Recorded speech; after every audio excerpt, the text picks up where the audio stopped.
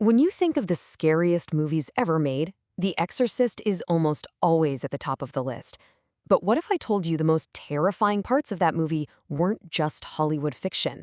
Today, we're going to dig into the real, documented, and honestly, deeply disturbing story that inspired the whole thing. Let's get into it. Yup, that's right. The film that had people fainting in theaters back in 1973 didn't just come from a screenwriter's imagination, it was pulled directly from a real-world case of what was believed to be demonic possession and exorcism. So if the movie is the adaptation, what's the original story? To find that out, we've got to travel all the way back to 1949, more than 20 years before the film was even a thought, to uncover the chilling events that started it all. Our story kicks off, like so many spooky tales do, with an object that's supposed to connect our world to the next. It all revolves around a young boy, his aunt who was into spiritualism, and a gift that would end up changing everything. So picture this. The year is 1949, in Maryland. At the center of everything is a 14-year-old boy we'll call Robbie. That's the pseudonym he was given. He was living with his Aunt Harriet, a woman who was really into spiritualism and the paranormal. And as you're about to see, this was kind of the perfect storm for what was about to happen. It was Aunt Harriet who gave Robbie a Ouija board. Now, if you're not familiar, it's basically a board with letters and numbers, and some people believe you can use it to talk to spirits. For Robbie, though, this wasn't just some game, it was a connection. And this is the trigger. His aunt, who he was incredibly close to, dies suddenly. So what does a grieving Robbie do? He turns to the one thing she gave him that was supposed to connect them, that Ouija board. He just wanted to talk to her one last time, to say goodbye. But it seems like he reached someone or something else. Okay, this is where Robbie's attempt to contact his aunt just completely spirals out of control. The weird little things that start happening escalate very, very quickly, from just strange noises to something way more sinister.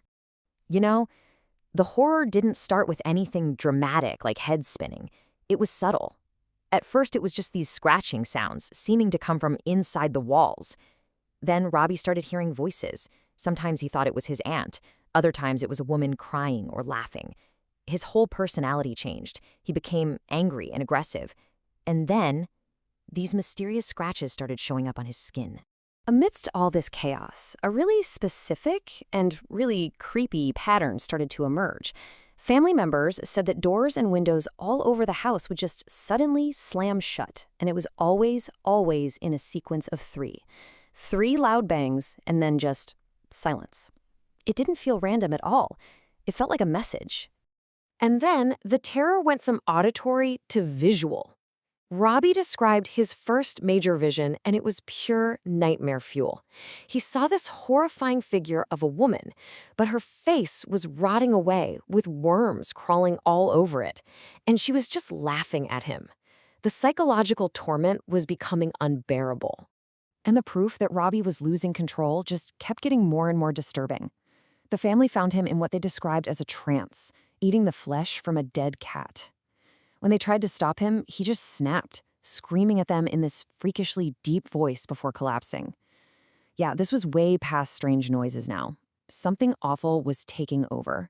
Doctors had no answers. Psychiatrists were stumped. So the family, completely desperate, turned to the only place they had left, the church. And this is what starts the final and most violent chapter of this story, a literal battle for Robbie's soul.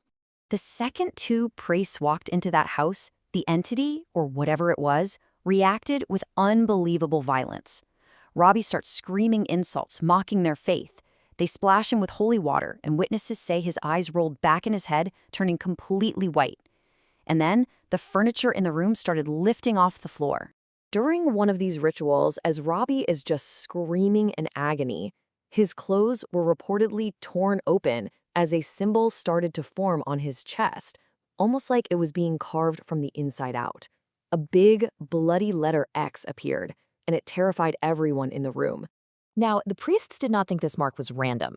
They knew that in Latin, the Roman numeral X stands for the number 10, and their horrifying conclusion? Robbie wasn't possessed by one demon, he was possessed by 10 separate demonic spirits. For what they were praying would be the final exorcism, the priests walked into Robbie's room to a scene of just absolute chaos. Robbie wasn't in his bed. He was on the ceiling. laughing and speaking fluent Latin, a language he had never, ever studied, in this huge, booming voice. As the priests launched into their final prayers, Robbie fell from the ceiling.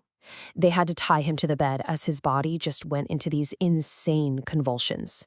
And then, right at the climax of the ritual, he suddenly threw up this thick black substance and just fell into a deep sleep. And with that, the battle was over.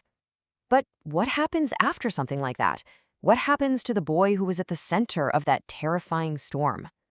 The change was instantaneous. When Robbie woke up the very next day, it was all gone. The anger, the deep voice, all the malevolence just vanished. He was exhausted, sure, but he was himself again. The possession, or whatever it was, ended as suddenly as it had started. But here's maybe the most fascinating part of the whole aftermath. Robbie had total amnesia about the entire ordeal. He couldn't remember the visions, the voices, the priests, the rituals, none of it. It was just a blank space in his memory. And that's the final tragic irony of this whole story. For Robbie, the horror simply didn't exist in his memory. But for his family and for the priests who were there, who saw it all firsthand, the memories, and probably the scars, would last a lifetime. So in the end, we're left with this huge question. Was this a genuine case of demonic possession that was battled and won? Or was it a deep, severe psychological crisis that we just didn't and maybe still don't have the tools to understand?